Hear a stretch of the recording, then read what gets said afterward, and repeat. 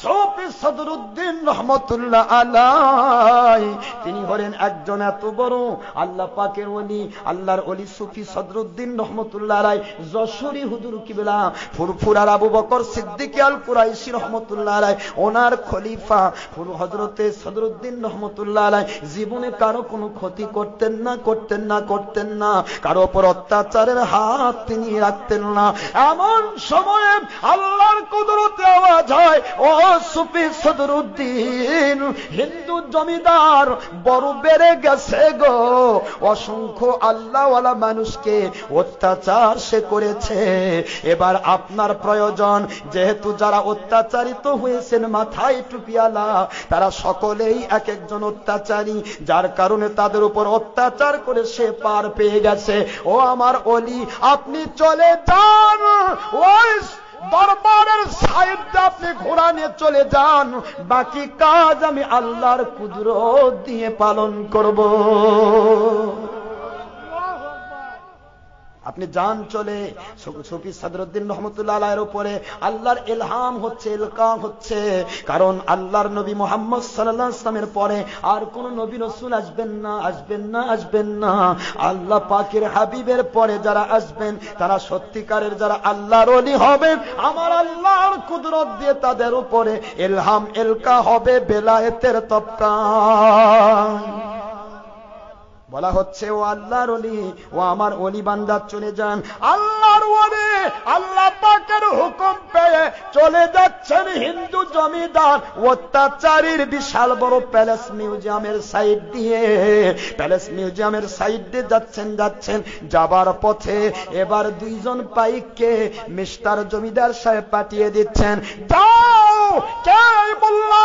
জীবনে বহুত মোল্লা দেখেছি, যখনই আমার সামনে বেয়াদবি করেছে মুহূর্তের ভিতরে আমি তার উপর অ্যাকশন নিয়েছি, তাকে আমি অনাচার অত্যাচার যেটাই বলো, তাকে আমি দুনিয়া থেকে শেষ করে দিয়েছি। এটা কে গো? এত বড় সাহস হলো আমার রাজপ্রাসাদে, বিশাল বড় প্রাসাদের সাইড দিয়ে যায় ঘোড়ার উপর চড়ে। আমার কাছে একটি বারো তার পক্ষ থেকে অনুমতির প্রয়োজন হলো না। ও আমার পায়ে পেয়াদা, যাও, এই মোল্লাকে ধরে নিয়ে আসো, তাকে পানিশমেন্ট দিতে হবে। দুই পায়েক পেয়াদা চলে গেছে।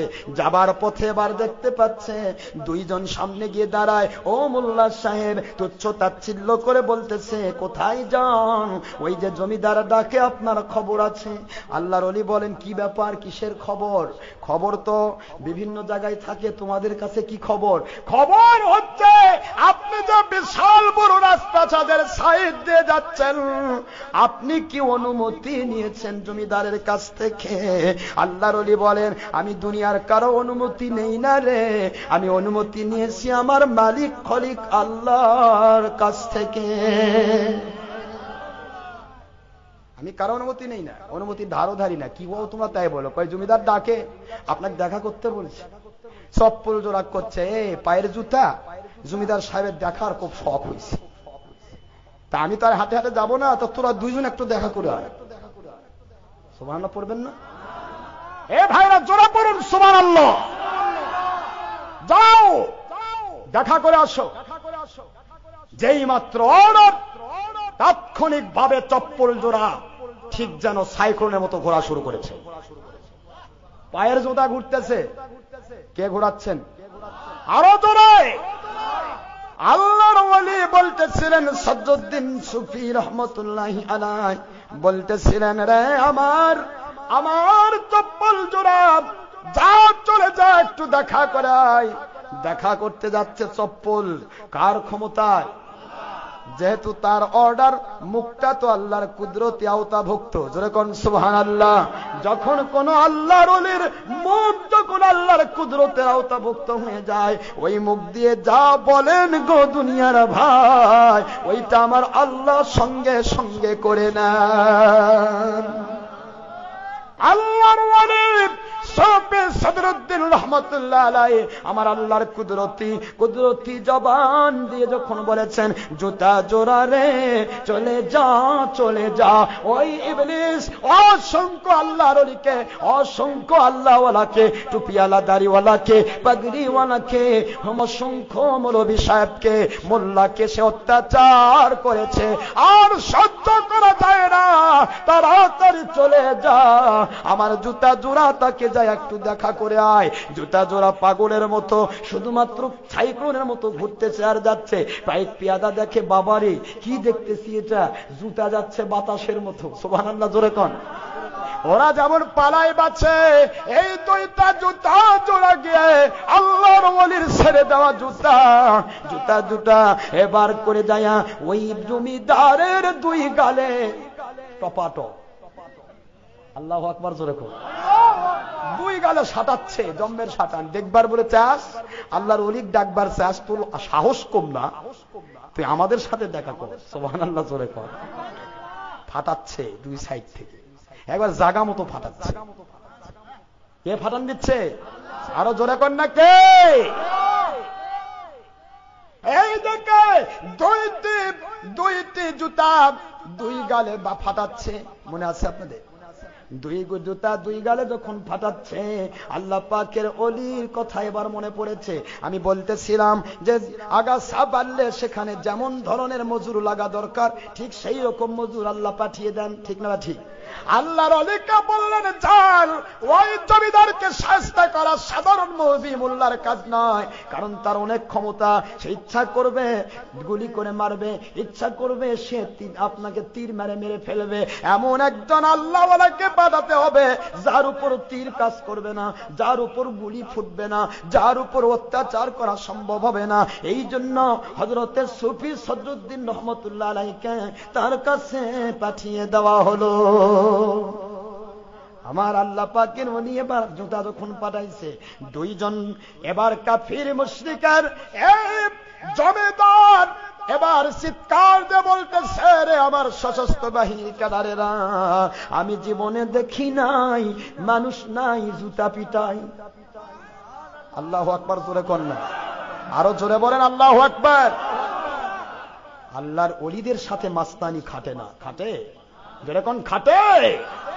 আল্লাহর ওলি ব্যাপারে ওই মিস্টার জমিদার সাহেব বলছেন, রে আমার পায়েক পিয়াদারা, শুনে নাও, জীবনে কত টুপিয়ালার উপর অত্যাচার করলাম, কত মোল্লার উপর অত্যাচার করলাম। মনে আছে?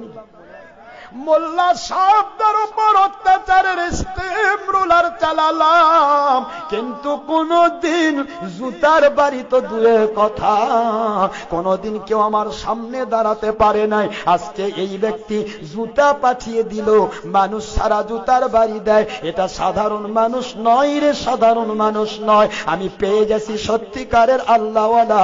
আমি জমিদার নিয়ত করে নিলাম, আমি তার কাছে গিয়ে তওবা করে কলেমাতুত তাইয়্যিবা পড়ে মুসলমান হয়ে যেতে চাই। আল্লাহ পাকের ওলির দরবারে যাচ্ছেন আমার আল্লাহ পাকের ওলি। এইখানে এবার ফয়েজ ইত্তেহাদের আগুন ছেড়ে দিচ্ছেন। যে ব্যক্তি আল্লাহ ওয়ালাদের উপর দুশমনি করে, আল্লাহ ওয়ালাদের উপর অত্যাচারের স্টিম রোলার চালায়, তাকে এভাবে অত্যাচার করার সুযোগ করে দেওয়া যায় না, যায় না। এবার তিনি ফয়েজ ইত্তেহাদের আগুন ছেড়ে দিবেন, একবারে জালালি আগুন ছেড়ে দিচ্ছেন। আল্লাহর কুদরতি আওয়াজ হয়, রে সদরুদ্দিন সুফি, আমার ওলি আউলিয়া বান্দা, যাকে আপনি মেরে ফেলতে চান, আমার দেওয়া অস্ত্র, আমার দেওয়া কুদরতি অস্ত্র চোখ দিয়ে আগুন ছেড়ে দিয়ে পুড়ে ফেলতে চান, ওই মানুষটি তো আপনার কাছে কলেমা পড়ে বায়াত হয়ে মুসলমান হওয়ার নিয়ত করেছে। আল্লাহু আকবার, জোরে কর। বিড়াল যদি গাছে ওঠে মনে করবেন যে পেলা খাইছে, এমনি বিড়াল গাছে ওঠে, ধরা খাইয়ে যায়। এই জন্য বলবো আল্লাহর ওলিদের ব্যাপারে সাবধান। কে করেছেন? আলা ইন্না আউলিয়া আল্লাহি লা খাউফুন আলাইহিম ওয়ালা হুম ইয়াহজানুন।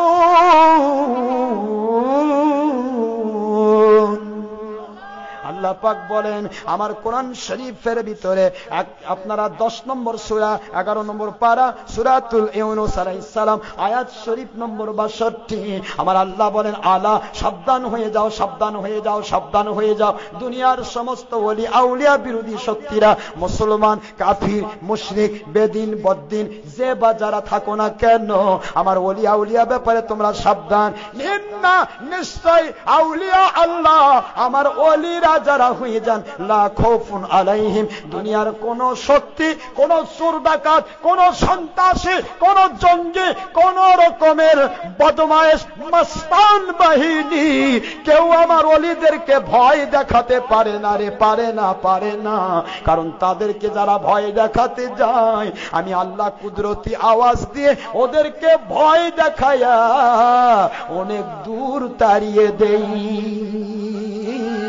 আমার ওলিদের কোনো চিন্তা থাকে না কে খুশি হয়ে হাদিয়ার পোটলা নিয়ে পিছে পিছে ঘুরলো, আর কে নারাজ হয়ে রাস্তায় দাঁড়িয়ে রিভলভার নিয়ে মারার চেষ্টা করলো।